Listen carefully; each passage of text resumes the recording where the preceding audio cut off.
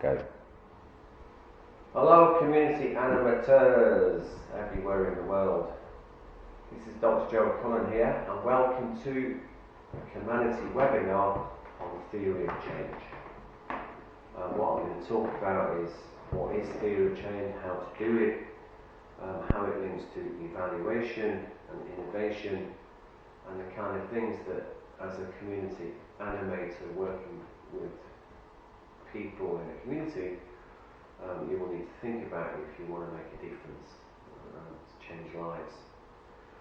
I guess my message is that without a theory of change we get nowhere.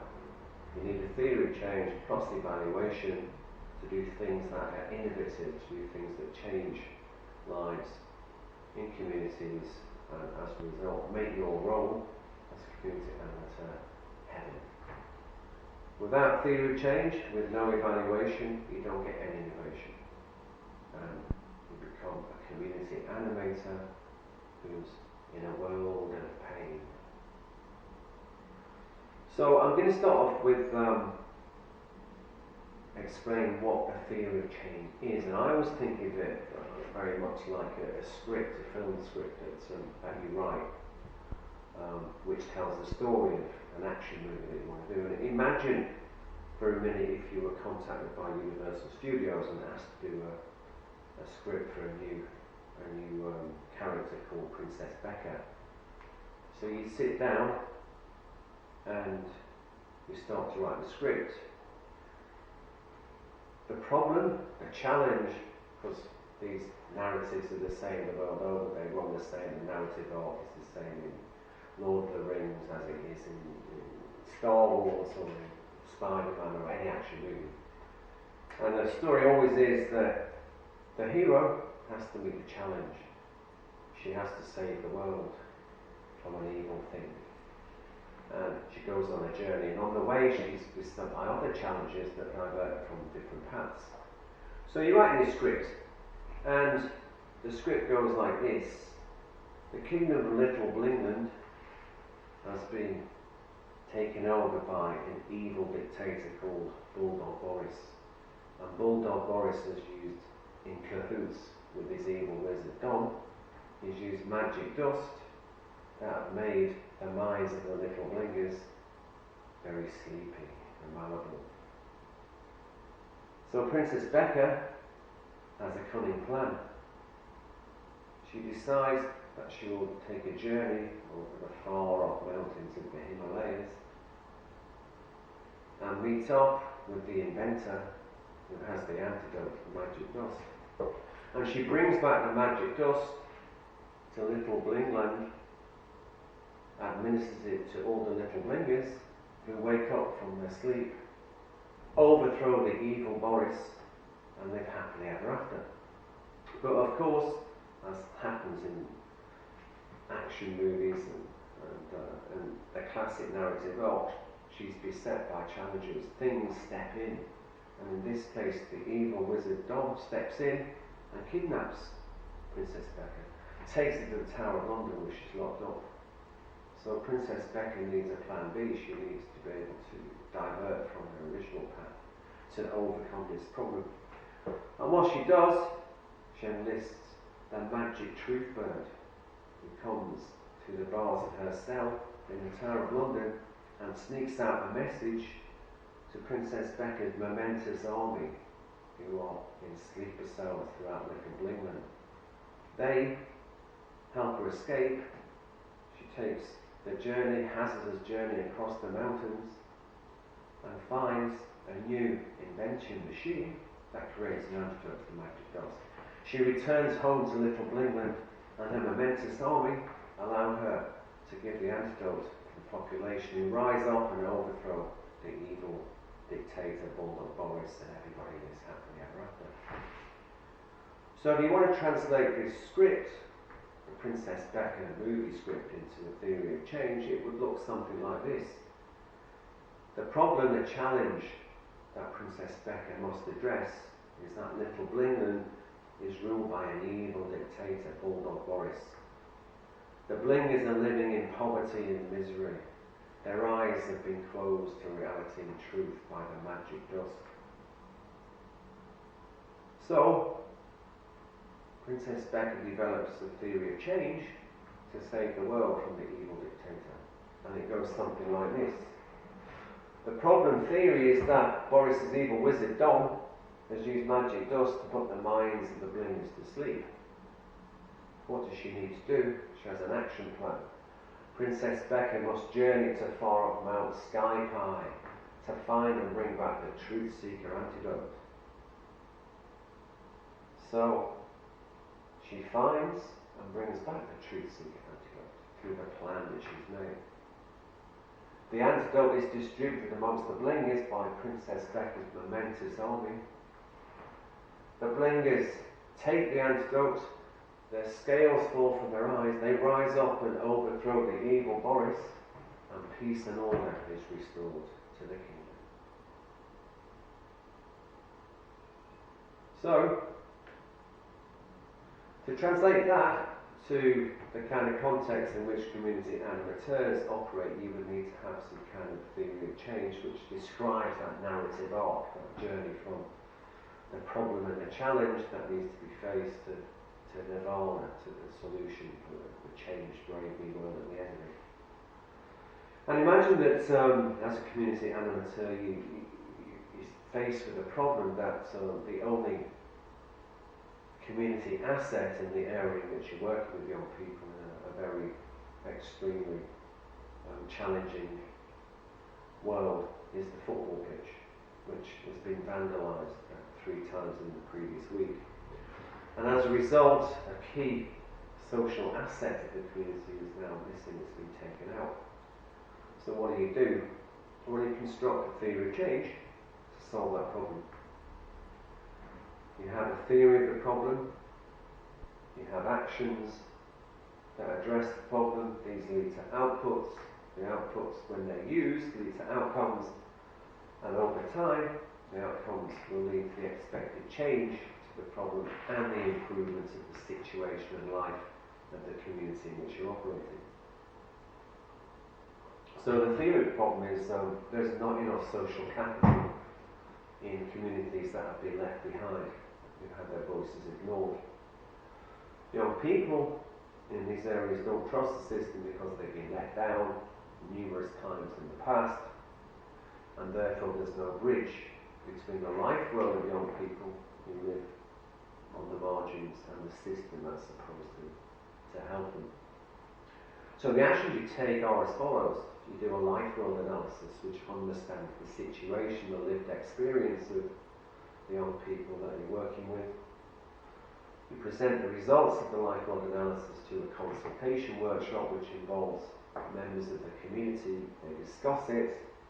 As a result of the consultation, you produce a design-led action research experiment which aims to solve the problems of low social assets within the community.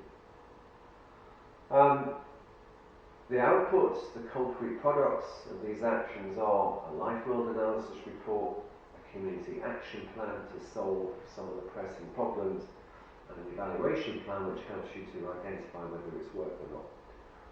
The outcomes that are realised as a result of using these outputs include raised community awareness of what's possible for the community to do, the resources it needs to take to achieve what it wants to do. It needs to increase competences with young people and with members of the community because they now know better how to access the resources that they need to use, and ultimately, hopefully, it will lead to the concrete solution of a repaired football pitch that will be vandalised. And by feeding back the results of these actions into the community, this leads to more actions in the future, which ultimately in the long term will lead to increased social capital and less social exclusion. So that's a classic narrative, a classic story of how you go from a problem you want to address to a solution via activities, outputs and outcomes. And you can actually write this off as a storyboard. You can go back to where we started, which is, you know, if you were asked to do a script, a screenplay, a Princess Becker action movie, what would it look like? So, translating that into a storyboard, you get something like this. Scene 1, the problem, the picture's been vandalised. Scene 2, you start to put together a team within the community, collaboration, that begin to explore some solutions to address the problem. Scene 3, we use mapping tools like lifelong analysis to identify what are the resources the community has, what are the skills it needs to solve the problem. Scene 4, we design the action. We design a solution to the vandalised pitch that involves people within the community working with you collaboratively. Scene 5, you implement it in a co-production way with the community. And the last scene is you evaluate what you've done, find out whether it works, why it worked, why it didn't work, and feed the result, reflect on it and feed this stuff back into the community for future actions that will add value to their lives in the future. How you do it in practice is like this. You start off with, what is my ultimate goal? What is it I want to change in this community? You then identify your immediate outcomes, and these are the outcomes that lead to the expected change. You then, stage 3, identify the activities that will lead to the outcomes.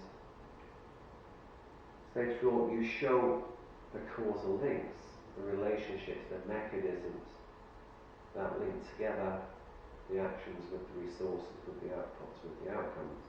And that's your theory. If I do this, action X, it will lead to outcome Y, and that ultimately will have an effect on impact Z. And you need to understand those things. For example, to have a plan B if it all goes wrong. Or in other words, you start off with what's the problem? What do I want to do to change that problem? What's my aim? What outcomes am I expected to do? What are the activities and outputs that will lead to these outcomes? And what are my assumptions and how do I measure them? In practice, of course, nothing is ever simple in this life, so an actual theory of change is much more complicated. And this shows the theory of change which was actually developed for the COMANITY Project itself. And as you can see, it's more complicated than a simple story. But nonetheless, the kind of frame of the story is still there. So the context is around what's my problem and what's my theory of why it's a problem, and what's my theory of how I can change it. At the end, the longer term impacts we have in 4 different elements, so it's not just one simple impact. In between we have the outcomes, which are quite complex. They have quite complex relationships with each other and with the activities that precede them. And this is what you need to do in order to understand exactly what an action or an intervention needs to do in a situation that is aimed at solving a problem. Why do you want to do this stuff? Well, one key answer to that is you need evaluation evidence. So, why we do evaluation is for a number of reasons. One is accountability. So, if you're a community animateur who is working in a situation where you receive funding from a sponsor, from the government or whatever, you need to demonstrate that the funding has been well spent. So, evaluation data allows funders to see the consequences of their funding action. You do evaluation and you use theory of change to acquire knowledge. This is what works, why it works, and who for. And without that, there's no point doing an experiment, an action research intervention, unless you can understand if it works and why. You use it to monitor the narrative. You use it to track the theory of change, the story you hope to realise as it develops, so you can do a plan B. like Princess Becky did when she was kidnapped by the evil doll. We do it for learning. What will we learn from doing this? How can we improve it in the future to do other things? And finally, and crucially, sustainability. Was this experiment I did, was this action that I co-designed with members of the community, can it be used in other areas, in other locations, with other groups that would help and benefit them as well? So evaluation is crucial for understanding whether what you've done is sustainable. And you need to embed evaluation at all stages of your project. So at the beginning, you can feed into the design of the intervention. As it's ongoing, as I've said, you need to monitor how you're progressing in relation to the story that's embedded in the theory of change. At the end of it, you need to do ex post evaluation to collect data on whether it worked, what were the outcomes, who benefited and why. And finally, as I've just said, it's really important to have evaluation evidence so you can understand whether what you've done is sustainable. It can be continued, it can be applied and scaled up out somewhere else and with more people and with different groups. I'm just going to briefly talk about social innovation because really that's what the aim of community animators should be. Social innovation has emerged and become much more important over the past decades, particularly since the financial crash of 2008, when in the period afterwards almost all governments everywhere started to spend less money, less resources on social welfare and health services, and imposed draconian and stringent austerity policies on people.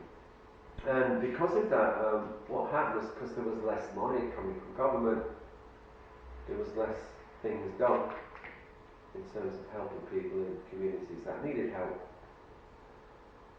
People were made redundant, highly skilled social workers, for example, were left or sacked or made redundant. So the paradox was that as people were presenting with more extreme and more complex social issues and welfare issues over the past 2 decades, all the money was being shifted out of the system and there was no supply of services. So really social innovation has stepped in to fill the gaps that the state has left as a result of its abdication from health and social welfare. And it's about doing new things in new ways with new partnerships, with new goals and new changes in mind, and goals that are social rather than just spending money and making profit. Lots of people do it. The state still gets involved in social innovation, but it's mainly done through grassroots and it's mainly done through communities. And in my mind, the community animator plays a crucial role as a catalyst in helping communities to develop social innovations. Here's 3 examples. They're quite different. Freak Out was the initiative that was developed in West London with young people on the margins who are long-term unemployed with low educational status and so on and so forth. The social innovation work with artists, filmmakers, designers, social entrepreneurs to allow young people to explore their talents, their creativity, their potential in a situation where previously they wouldn't have had the opportunity to do so.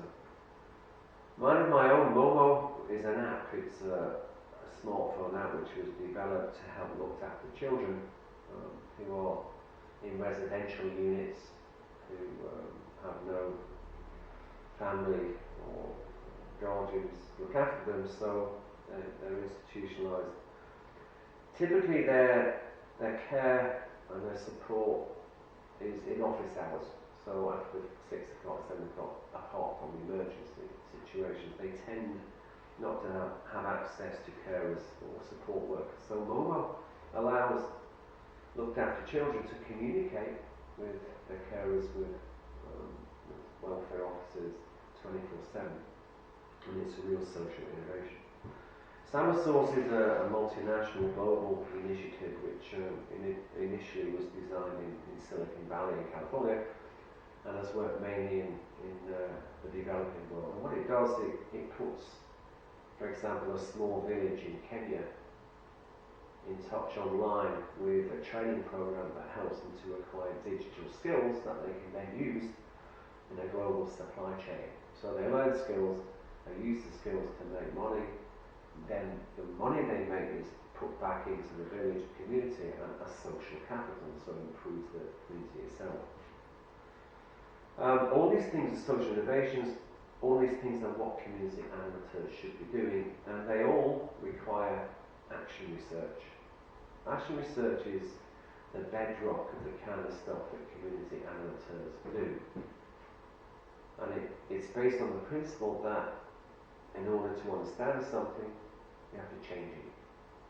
So it's all about change. It's all about creating interventions that think out of the box, that work with people in communities that don't have a voice and don't have resources, work with them to come up with novel solutions that are social innovations that help solve problems that have arisen as a result of their neglect from central government.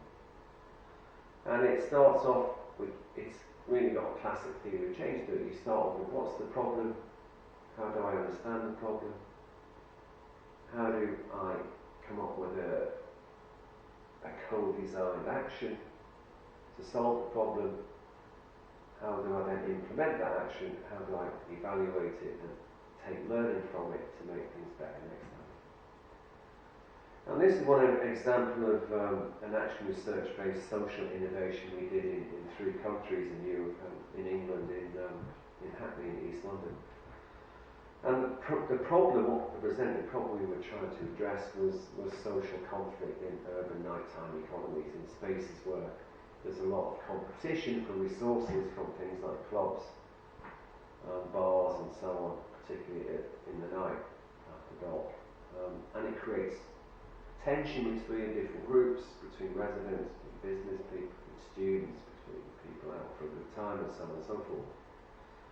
So working with the community, we co-designed an action research experiment which basically aimed to try to get groups within the community who don't usually talk to each other or work with each other to work with each other to solve or come up with ways of solving things like antisocial behaviour, crime and conflict. And we did it by doing out-of-the-box stuff like putting together festivals that involved completely different genres and types of music, like retro punk and soul with the youth orchestra of the Kurdish Youth Orchestra. We did street graffiti, we did interactive drama where the audience was part of the play. It was done in an old warehouse. We did street games, we did out-of-the-box stuff that tried to shake things up. And its evaluation was based on understanding how social tensions operate, feeding that understanding into designing an action research plan, implementing the plan, collecting data on whether the plan worked and for who and why. And that leads to scaling up and out. So scaling up, you can define as, well, you've done this action research experiment, it's a pilot, you've done it in one small area, one small community, with maybe 100 people. What would happen if you took that experiment out and what you learned from it and did it somewhere else in a completely different area, with more people, with a bigger capacity, and if you move from an experiment to actually delivering the service, that's what scaling up means. Scaling out is when you take your model and your implementation plan and the learning that you've taken from carrying it out and seeing whether you can do it somewhere else in a different situation with different target groups. So for example, you take what you've done with your people and you apply it we're working with some of the problems and issues that people with disabilities have. So scaling up and out is, I guess, the end stage of the theory of change. It's when you apply what you've learned through the evaluation of what you've done to whether you can replicate it somewhere else. So theory of change produces evaluation data, tells you whether your experiment has created innovation, produced change, and then it tells you whether you can replicate it somewhere else. So the theory of change presents the story of your project. It spells out the connections between the actions, the outputs from the actions, the outcomes realised by using the outputs, and how these contribute to saving the world in the broader picture. And the causal pathways, the connections between your outputs, your outcomes, and your impacts. It identifies what needs to be evaluated, the outputs, the immediate outcome, changing behaviour, the intermediate outcome, changing awareness, changing behaviour, and systems and structures. So what kinds of evaluation data do you need to collect, and what does it do? I'm going to take as an illustration the example of Liverpool Football Club, by far the best team the world has ever seen, as we all know. So there are three kinds of evaluation data that Liverpool FC would use to measure success, whether it was achieving dramatic results. And the owner would want to look at KRI's, key results indicators. So he would want to see whether Liverpool were going to win the Premier League, whether they're going to qualify for the Champions League. These are the success indicators at the high level. Jurgen Klopp, who's the chief coach, thinks of evaluation and measurement in a different way. He's interested in CSFs, critical success factors, the things that need to be done to achieve these high-level results. So he'll be looking at things like, I need to increase the work rate of the team, because that would increase its productivity. I need to improve the passing accuracy, because that would lead to fewer mistakes. I need to concede less goals, because we win more matches. This is the deputy coach. He's much more interested in how you measure stuff that happens on a day-to-day basis on the training ground. So the percentage passes in a match or over a season that are accurate, percentage increase in kilometres over the season, and the percentage shot save and the improvement by the goalkeepers. So there are three very different kinds of things that you need to measure, but they all need to be measured if you're going to do a successful project in the community. So critical success factors are the key actions your project needs to take and why. KPIs are the effects of your key actions and how you measure them and progress on them. And the KRIs are the final results, the impacts. Alright, so finally, here's some resources to help you find out more about how this stuff works. For Theory of Change, there's a really good website produced by theoryofchange.org with a really well-resourced library that you can download. We mentioned design thinking, thinking out of the box, working with wicked problems, collaborating with target groups to co-produce and co-design things, and you can get some really good resources on this at the Designscapes website, the URL there. And finally, scaling and replication. Nesta do a really good innovation toolkit, which tells you all about what scaling up and out mean and how you can do it. So that's it. So happy Theory of Change, and we will see you sometime in the future.